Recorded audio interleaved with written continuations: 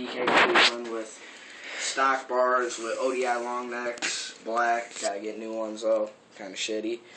With my Rant half sanded stem with an Alienation Black Sheep double wall rim with Mission hub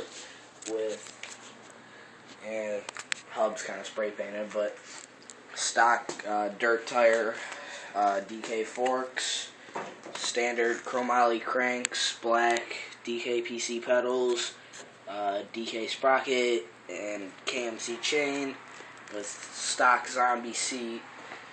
Got a 09 Eastern back rim and hub. Do a hub sound for you. Kind of quiet for riding at night.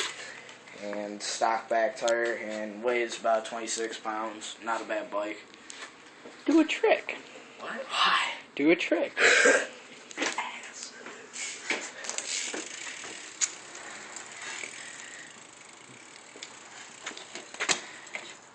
Can barely even see you, but it's all good. Doses.